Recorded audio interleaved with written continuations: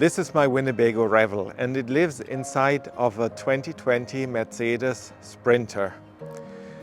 If there's one thing all Sprinter drivers worldwide will agree on, it is the performance of the horn. It sounds like this. In today's video, I'm upgrading it using this. So it will sound like this. Yes, I know, there are many videos out there showing the exact same upgrade. I'm doing it a little different though, and I would even say I'm doing it correctly, because I will be using a relay.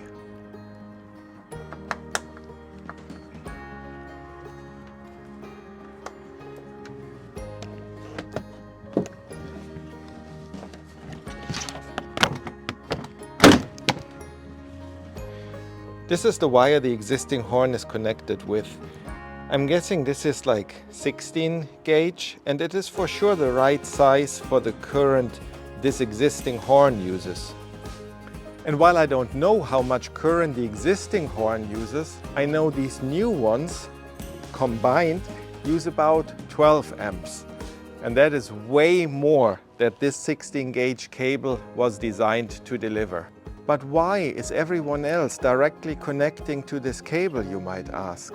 Well, unless you're Italian or an idiot, you're not honking the horn for hours on end. And for those short bursts, like a second or two, overloading this cable will not burn down your van. If overloading this existing cable for short amounts of time doesn't scare you, then by all means go ahead and do it. Again, it won't burn down your van. But I still want to do it properly, and that's why I'm putting in the relay. So, what is a relay? A relay is a switchable switch. It allows a high current load, like the new horn, to be switched with the small current, like the one that is going to the existing horn. Inside the relay is a switch for the high current load. Input on one side, output on the other side. The switch is operated by essentially an electromagnet. And operating the electromagnet doesn't need a lot of power. This way, the high current load is running through the relay, which is designed for these kinds of loads. The small ones for automotive use are typically rated for up to 30 amps. The wires from the existing Sprinter horn are connected to the control terminals and are now used to turn on the electromagnet. With the relay, the high current load is decoupled from the switching load and circuitry. There are many types of relays, normally open ones, normally closed ones, latching ones, and those with multiple contacts on the high load side. These automotive ones are non-latching and they can be wired as normally open or normally closed. For the horn, they need to be normally open, which means the input goes to the contact labeled 30 and the output is the pin labeled 87. The low current switching ports are 85 and 86. Alright, enough talk. Let's get this installed. First, I want to wire up the relay, and for that I need to find a fuse panel. There is a fuse panel in the footwell of the passenger. So these two things need to be turned 90 degrees, and then this trim panel can be removed. And, well, it's some tools. The fuse panel is under the tool tray. It can be unclipped from the front here. It can be. I'm sure this looks very intimidating at first, but it is not too hard to understand. All these plastic colorful Lego blocks here, they are fuse holders. They have an inner pin on this side here, on the inside, and the van sends power to these inner pins. And then the fuse bridges that power to an outer pin, and then on the other side of the outer pin, a cable like this red one here that connects to this outer pin of this green fuse. This cable runs to whatever device is powered by this fuse.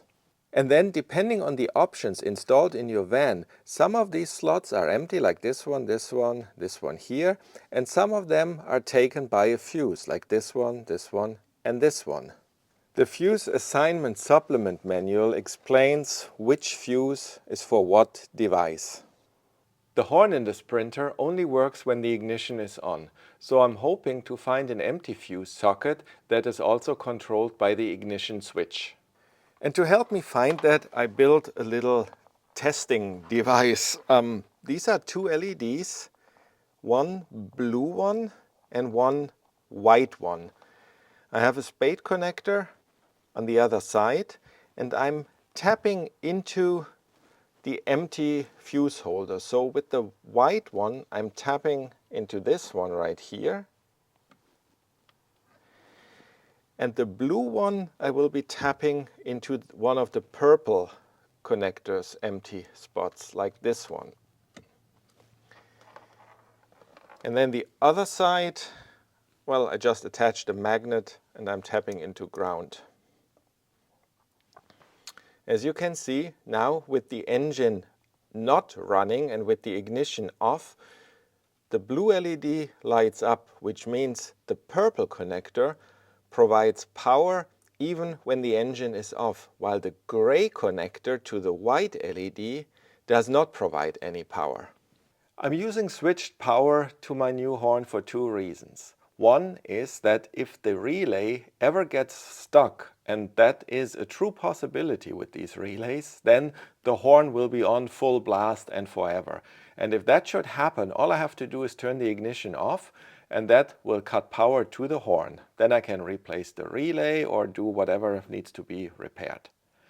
The second reason, well, I will show you that in a little while. Next thing I have to do now is start the engine and check how it changes. I turn the ignition on first without starting the engine. One click. All right, we have the white one on now, just to make sure. I'm starting the engine now. And the white one is still on, which is great. And then I'm turning the engine off. The white one is still on. I'm opening the door and the white one goes off. Yeah, I think I like that. I made this cable. It has a fuse holder connector on one end, and this one will plug in from the bottom into the empty fuse holder. And then the other side of the cable I have to run through the firewall into the engine bay. And I hope it is easy to do because there's this rubber boot here from inside of the engine bay, and I think I can just fish it through here. So let me try that now.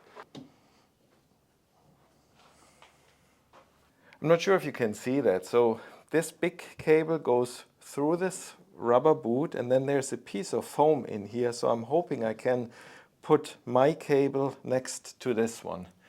Let me show you real quick. It was way easier than I thought.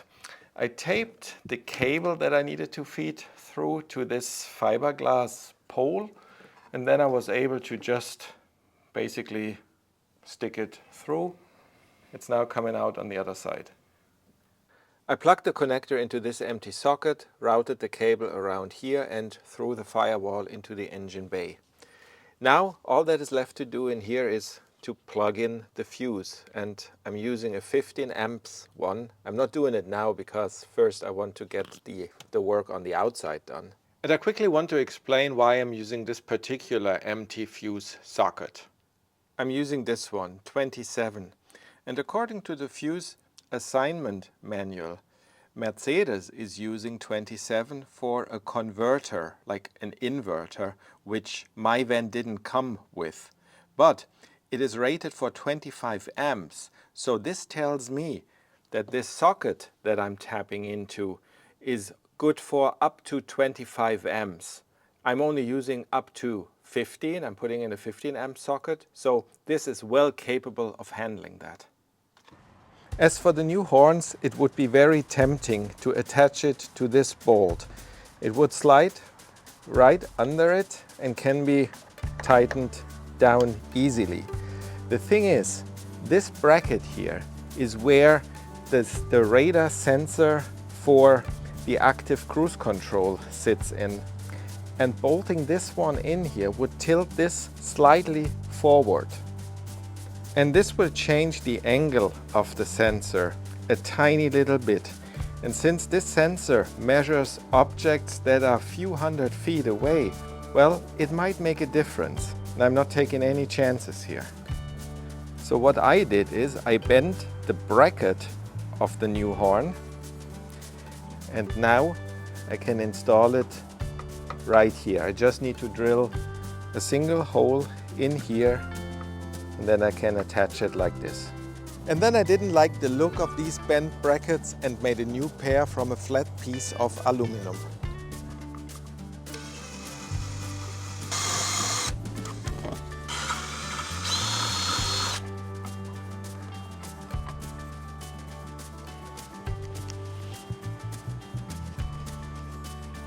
I made this wire harness with these angle connectors for the horns, and that I can put in now.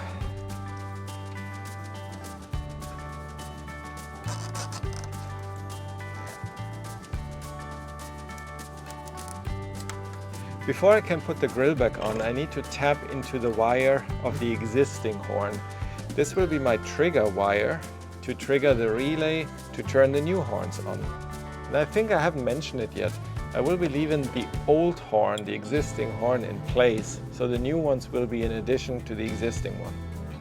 I cut the plug off, and now, well, I'm soldering it back on, but with these trigger wires in the mix, so they will be in parallel to the old horn, to the existing horn.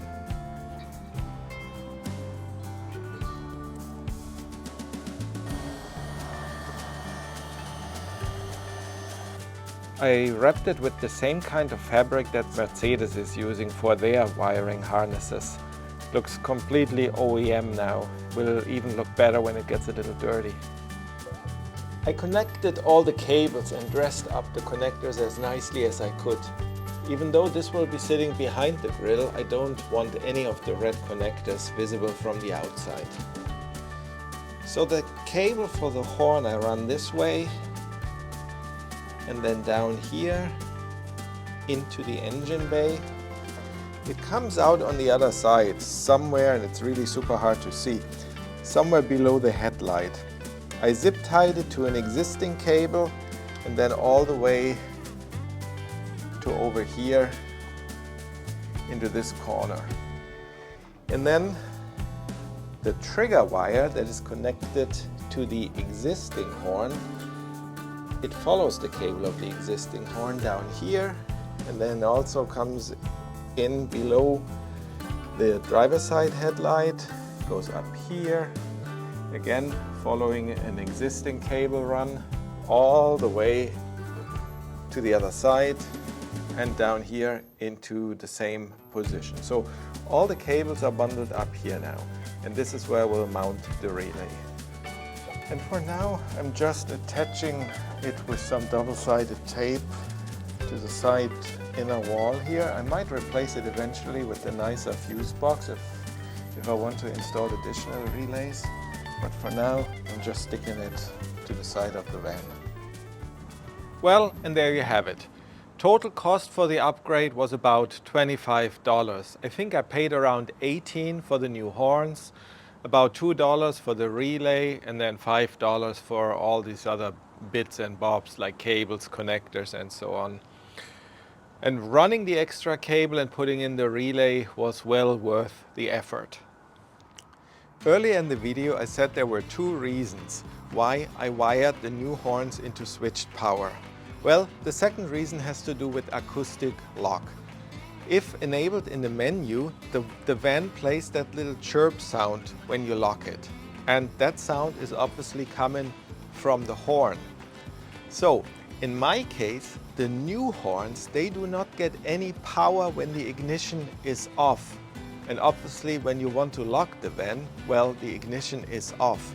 And because the old horn is still there, it will still play that sound. It will not be coming from the new horn, it will only come from the existing, well, from the old horn.